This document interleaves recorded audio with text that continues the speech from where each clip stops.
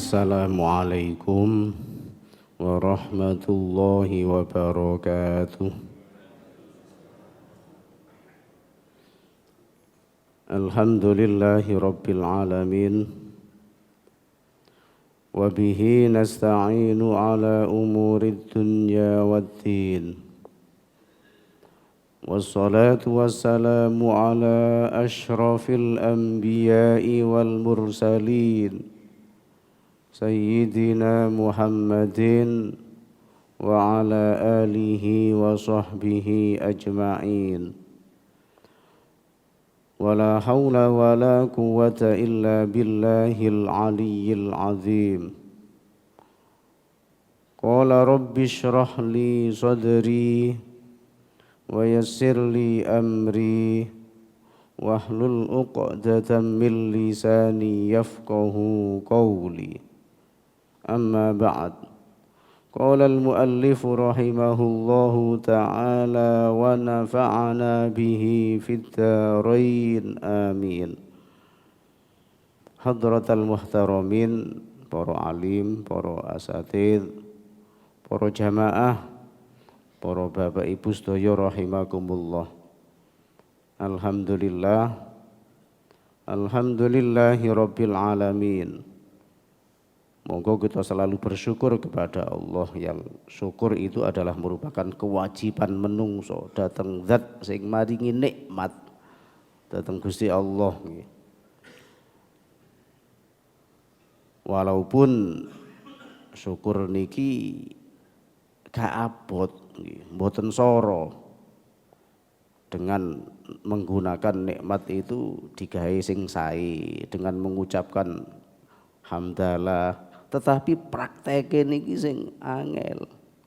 Sehingga Gusti Allah di dalam Al-Qur'an dawuh wa qalilum min ibadiyasy syakur. Hanya sedikit di antara hambaku sing gelem syukur. Niki bukti bahwa praktek mensyukuri nikmat Allah itu berat, sering lupa itu loh ya.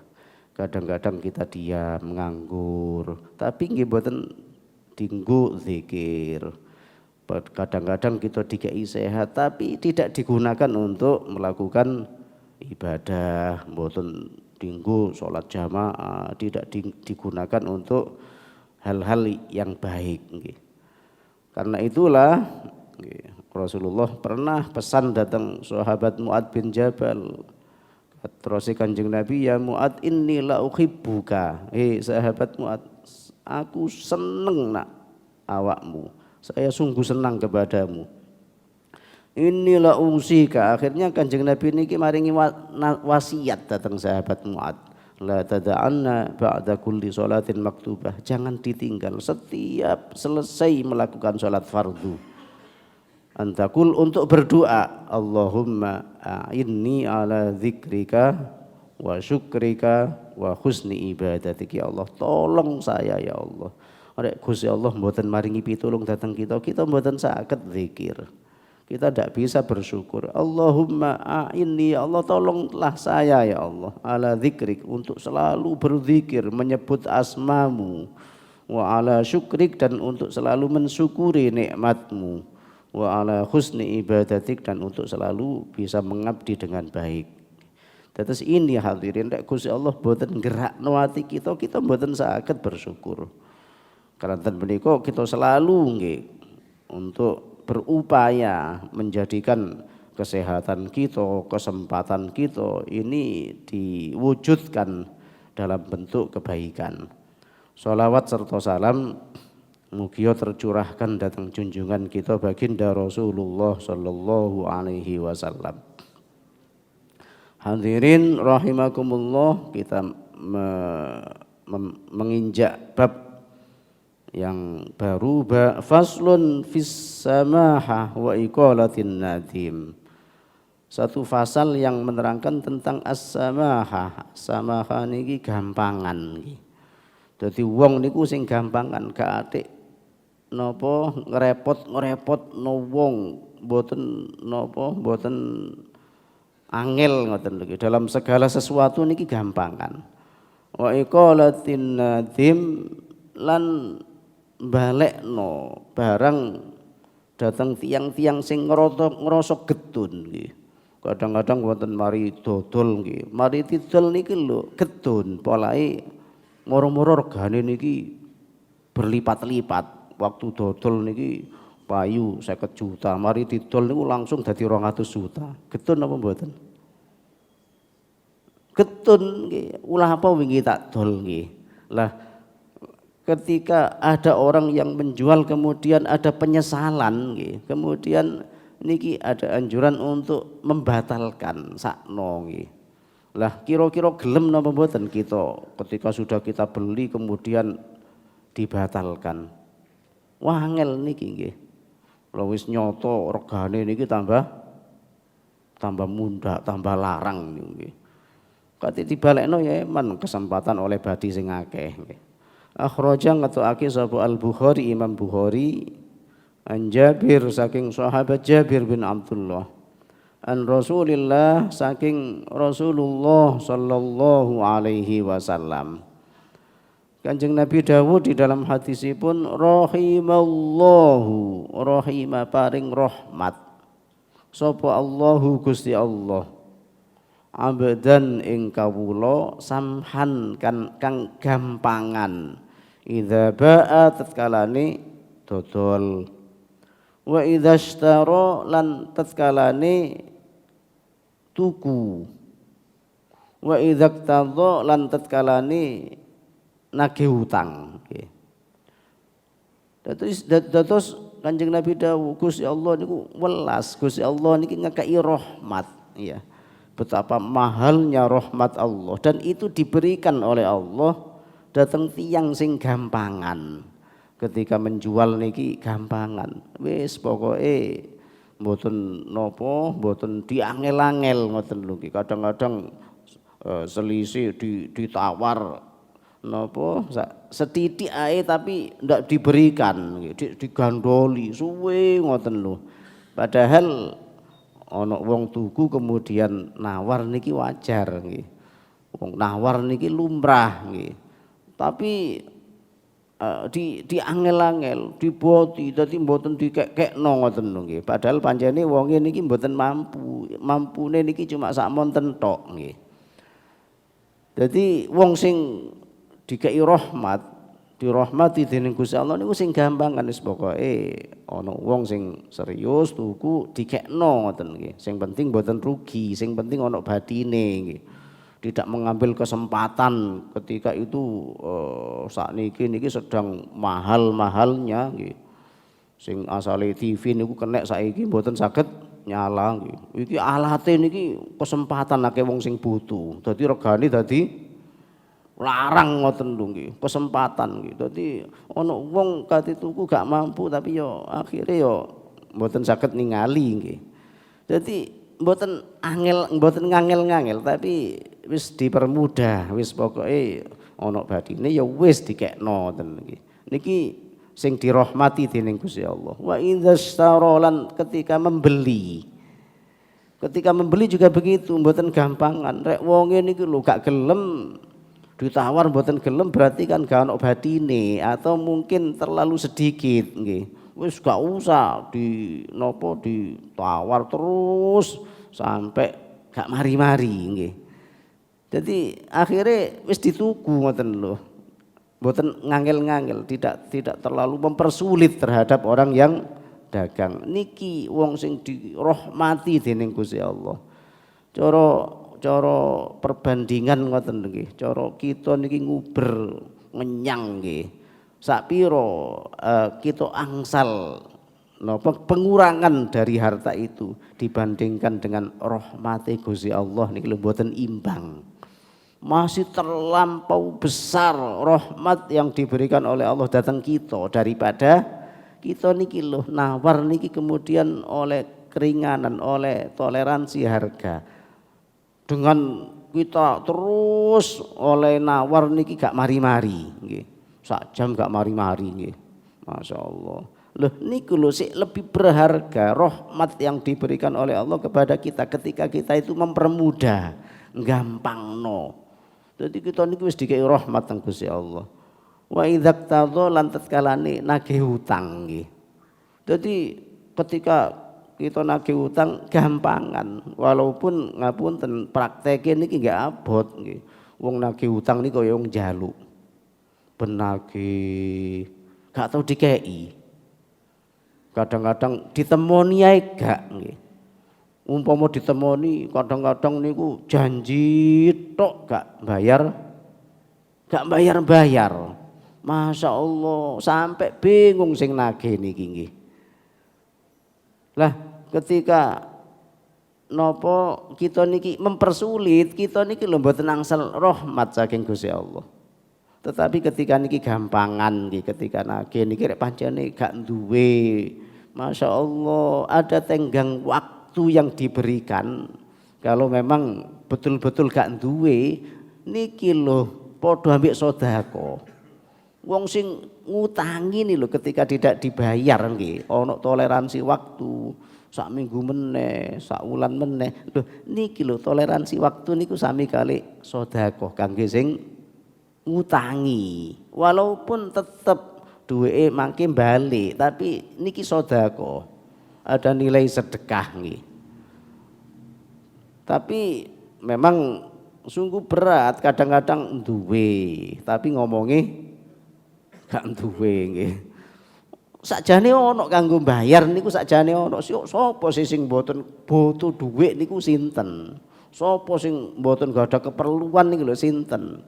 Tapi ketika ada itu ya dahulukan hutang itu. Kenapa? Sebab ngapunten utang niki adalah masalah yang tidak bisa selesai di dunia. Ojo sampai kita seneng wong sing utangi wis mati beres. Wong sing utangi wis mati, wis gak ono maneh sing nagih, wis beres. Masya Allah hadirin, itu yang akan gandoli kita ketika kita mati. Salat itu loh ndak ada nilainya. Salat jenazah niku lho nggih. Ana wong mati disolati walaupun sing nyolati niki ribuan. Ketika sing mati niki duwe utang niki ndak selesai itu. Salat itu ndak ada napa nggih tidak bisa menyelamatkan orang itu masih punya tanggungan hutang. Sampai ketika ada orang yang mati, Rasulullah niku tanglet ketika akan nyolati. Wong iki duwe utang. Nggih Nabi, wis salatono aku gak melok. Nabi nih lho nggih, ketika nyolati itu tidak bisa menyelamatkan orang yang punya hutang itu loh. Salatono aku gak melok. Sebab ketika disolati pun orang ini tidak akan selamat. Tanggungan hutang itu akan terbawa sampai nanti di akhirat. Loh niki lho hadirin, kadang-kadang wong niku gampangno. Duwe utang lho ditagih muring-muring nggih. Duwe utang lho padahal ono sing dibayarno niki ono tapi janji tok. Padahal gak ngerti kapan kita akan mati. Dan itu akan terbawa terus ketika kita mati nanti. Kadang-kadang malah lucu nggih, kadang-kadang wonten tiyang niku sing kate utang niku kate njaluk niku lho isin ngoten lho, kate njaluk isin tapi akad utang. Aku utang duweke po pira 5.000 ngoten. Lho utang niki nggih. Utang karuan njaluk eco, aku njaluk duweke 5.000 aku lali gak nggo dhuwit nggih. Gawe tuku kopi nggih, nak warkop ngoten lho nggih. Gawe tuku kopi aku utang duweke 5.000. Lho 5.000 utang. Lu krono akate utang nggih. Coba niki wajib nyaur. Ketika itu tidak disahur ya tetap nanti sampai di akhirat. 5.000 lho nang akhirat. Masya Allah. Loh padahal jare sing utang niki niate supaya gak sungkan nggih. Sakjane njaluk sakjane wong 5.000 tok nggih. Tapi krono akate utang niki wajib niki harus diselesaikan itu. Sebab hal yang sepele pun cuma 5.000 ketika kita mati ini akan gandoli kita di akhirat nanti. Jadi banyak hadirin zaman sekarang ini permasalahan itu banyak sekali. Kadang-kadang wis digaekno surat perjanjian bermaterai, Masya Allah di depan notaris wis kuat ngoten lho nggih. Lho ngono lho sing gak gelem bayar sian. Sing gak gelem bayar rek ana wong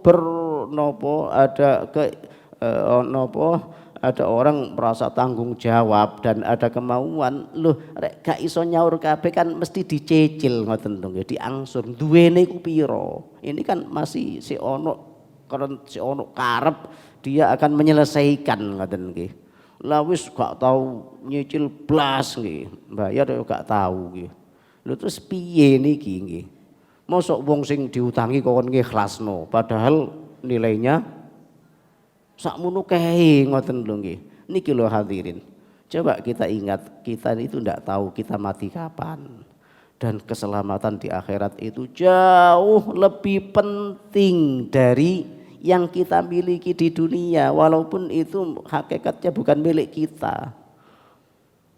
Kemudian lantas kita kurbankan akhirat kita nggih. Kita wis niku sami kali ngurbanno niki. Ora ana wong duwe utang kemudian gak gelem nyaur niki ngurbanno akhirate. Bahkan terus Kanjeng Nabi, ora ana wong utang kemudian ada niatan di dalam hatinya untuk gak nyaur niku sami kali nyolong niku nggih. Sami niku. Dadi ana wong utang tapi mulai utang wis diniati wong pancene biasae ngoten nggih. Maksudnya biasae ngoten niku biasa ya anjene ndolek utangan nak ndi-ndi mesti utang ngoten nggih. Dadi tapi krana wis biasae ngoten akhirnya di dalam hatinya niki wis ada niatan gak nyaur nggih. Wis pokoke senengane utang tapi gak gelem nyaur. Niku sami kali nyolong niku. Memang tidak ada niatan untuk nyaur niki nggih. Coba hadirin, ini kan nyolong yang terselubung niki. Kate nyolong wedi rek ketemu mungkin dihukum. Ya carane sik mboten dihukum utang ngoten lho nggih. Dados niki dadi masalah sakniki niki masyaallah sangat rumit, sangat kompleks. Kadang-kadang wong sing ngutangi ini lho bingung saestu, bingung. Bondo rai. Lah yo nopo balak-balik nagih. Kaya wong jaluk, kaya wong ngemis padahal niku dunyane dhewe. Lah terus niki karepe yo napa ngoten lho nggih. Dados niki hadirin padahal sekali lagi rahmati Gusti Allah itu jauh lebih mahal dibandingkan dengan apa yang kita miliki, apa yang kita dapatkan. Rek utang ngoten yo ikut tok sing diolehi, sing diterima. Tapi gak oleh rahmati Gusti Allah. Padahal seseorang itu iso selamat di akhirat nanti karena rahmati Gusti Allah. Tanpa rahmat Allah tidak mungkin seseorang itu akan selamat. Terus niki hadirin. Jadi monggo kita berusaha untuk di dalam hidup niki gampang no wong. Gak usah ngangel-ngangel. Gak usah ribet-ribet nggih. Di dalam jualan wis gak usah ribet-ribet, gak usah ngel-ngel. Ketika kita membeli sesuatu, wis gak usah ribet-ribet. Jadi gak usah ngangel-ngangel ngoten. Ketika nagih utang juga begitu. Wis pokoknya gak usah ribet-ribet, gak usah ngangel-ngangel dateng wong, tidak usah membebani. Apalagi sampean gak iso nyaur saiki ya. Rek wis sak minggu meneh ya gak iso nyaur sakmono nggih. Lah ya apa ya mesti kan ono toleransine ya Mas ya titik kudu ono tambahane ngoten nggih. Lho apalagi seperti itu masyaallah niki lho wis jelas niki rahmat Allah itu tidak akan diberikan kepada orang yang malah tidak nyenengno tapi malah membebani, malah menyulitkan ngoten nggih. Terus niki hadirin. Wa Ahmad lan hadis riwayat Imam Ahmad wa Turmudzi lan Imam Turmudzi anhu saking Imam saking Jabir bin Abdullah ghafara nyepuro sapa Allahu Gusti Allah li rajulin maring wong mimman saking wong kana kang ana sapa man iku qablakum sadurunge sira. Jadi dawuhe Kanjeng Nabi Allah mengampuni seseorang. Jadi Allah mengampuni seseorang dari golongan orang-orang sebelum kalian pada zaman dulu. Di sepuro nak Gusti Allah. Apa sebabe Gusti Allah nyepuro niki? Kana sahlan idza ba'a, yang mana orang itu karena ono sapa man iku sahlan gampangno sapa man idza ba'a tatkalane dodolan, yang orang itu memudahkan orang lain ketika berdagang. Lho niki lho disepuro teng Gusti Allah gara-gara gampangno wong. Ya Allah ya Rabbi, ternyata datangnya ampunan itu sangat mudah sekali. Jangankan gampang no wong nggih, Masya Allah, nyeneng no binatang mawon disepuro dosane teng Gusti Allah. Jenengan sampun apal Imam Ghazali niki ketika nulis kitab niki ana laler niki lho nggih, mencelok teng gone tintai, dijarno mboten digusak. Loh krana welas teng laler niki lho. Di dalam satu riwayat ada orang yang bermimpi ketemu dengan Imam Ghazali setelah beliau wafat. Ternyata Gusti Allah nyepuro datang Imam Ghazali niki gara-gara welas teng laler. Coba bayangkan, welas nak laler ae Gusti Allah nyepuro. Mosok welas nak menungso Gusti Allah mboten nyepuro. Mulyoan laler ambek menungso. Nggih. Jadi Gusti Allah niki akan mengampuni seseorang sing gampangan ketika berbuat sesuatu itu gampang no wong, nyeneng no wong. Loh niki lho disepuro teng Gusti Allah dosa-dosane. Jadi orang dulu dia telah diampuni dosanya oleh Allah gara-gara gampang no wong ketika dia berdagang. Sahlan lan gampang no idastaro tatkalane tuku. Masya Allah ketika membeli itu gampang no, wis pokoknya napa ana wong tuku ana badine wis dikekno nggih, mboten di napa ketika membeli ya, ketika dia wis nawar gak oleh ya wis itu loh ya. Kalau boleh ya dibeli sebab ada kebanggaan. Kita niki wis nawar dikekno ngoten seneng ngoten walaupun gak akeh. Merasa berhasil ngoten lho nggih, ada kepuasan tersendiri. Makanya rek tuku mesti menyang, jadi ada kepuasan. Sahlan idza tadzolan, gampangan ketika menagih hutang nggih. Jadi ketika nagih hutang niku gampangan. Niki lho disepuro dening Gusti Allah dosane ya Allah nggih. Ternyata untuk mendapatkan pengampunan Allah itu loh sangat mudah sekali. Wis pokoknya kita gampangan datang menungso ketika jualan, ketika membeli, ketika nagih hutang nggih, niki akan mendapatkan pengampunan dari Gusti Allah.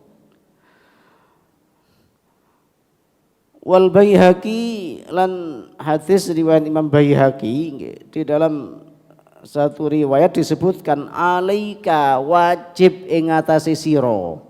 Kalian harus bi awwalis saum kelawan tawaran pertama. Fa innar ribaha mungko sak temene bati iku ma'as samaha, bersamaan dengan gampang no.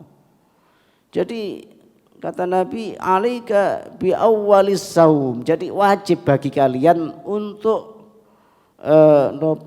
membeli dengan tawaran pertama. Ditawar pertama umpama ono wong nopo 1.000 ditawar 90 nggih.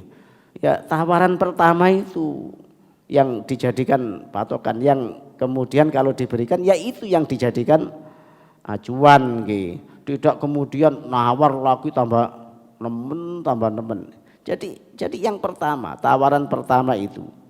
Sebab laba itu bersamaan dengan gampang noniki. Ya nanti laba itu ya akan diberikan ketika kita memudahkan orang nggih. Coba hadirin, barokah itu dari Allah. Keberkahan itu dari Allah. Walaupun nggih oleh niki mboten kathah cara dagang ngoten ndolek bathi sing akeh. Itu ya ndak apa-apa, pokoknya sing tuku niku ridho, sing tuku niku seneng, tidak terpaksa. Itu boleh sah ya. Tetapi mengambil laba yang berlebihan itu makruh, tidak dianjurkan ya. Walaupun bagi yang membeli ketika dia senang, walaupun piraya dituku ya, tetapi itu tetap tidak dianjurkan nggih. Lah ketika kita gampangan, sing penting wis ana labahe dan itu diberikan, sungguh ini akan menyenangkan kepada orang dan disitulah nanti ada keberkahan di dalam harta. Wa qala lan ngendika sapa Abu Umar, kana Az-Zubair, kana ono sapa Az-Zubair, sahabat Zubair iku tajiron pedagang, mahdudan kang sugih, fit tijarati ing dalam dagangane, yakni negesi sapa musannif mahdzudun ing wong kang sugih. Jadi Zubair itu termasuk pedagang yang kaya, pedagang yang berhasil.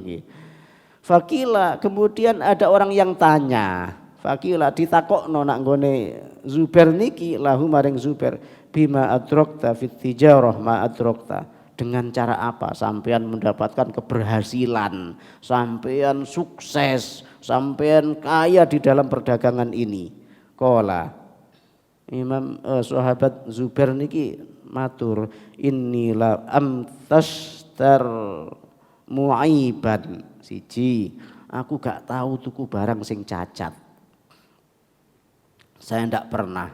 Yang saya jual, saya membelinya, saya nopo kulaan nih loh, tidak pernah saya mengambil barang yang cacat, barang sing elek, barang sing ono aib, saya ndak pernah. Itu yang pertama. Yang kedua, walam azdad ribahan, dan saya tidak nambahi laba.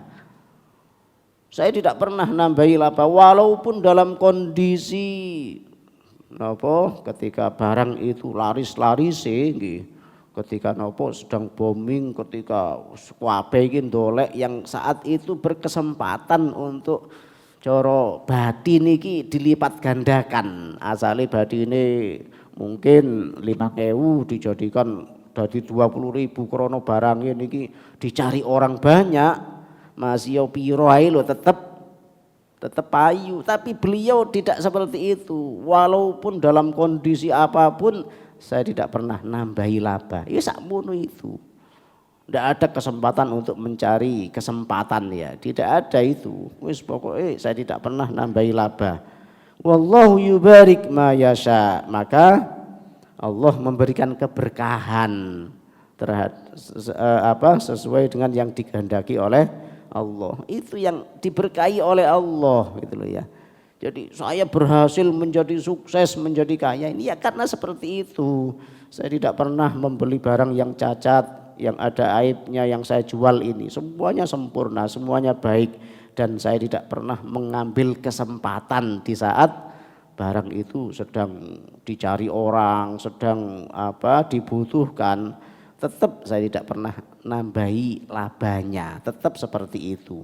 Dan inilah yang menjadikan Allah itu memberikan keberkahan ya terhadap apa yang dilakukan oleh sahabat Zubair ini. Terus ini hadirin ada beberapa hadis yang kita kaji. Kemudian setelah ini wahaka ada cerita-cerita yang berkaitan dengan para ulama di masa yang lalu dalam dalam perdagangan, dalam pekerjaan yang dilakukan oleh mereka, yang itu juga patut menjadi panutan ya, bekal untuk kita semua di dalam bekerja, di dalam berdagang. Mungkin itu untuk kajian kita di pagi hari ini untuk sekarang, dan seperti biasa barangkali ada yang ingin ditanyakan, monggo.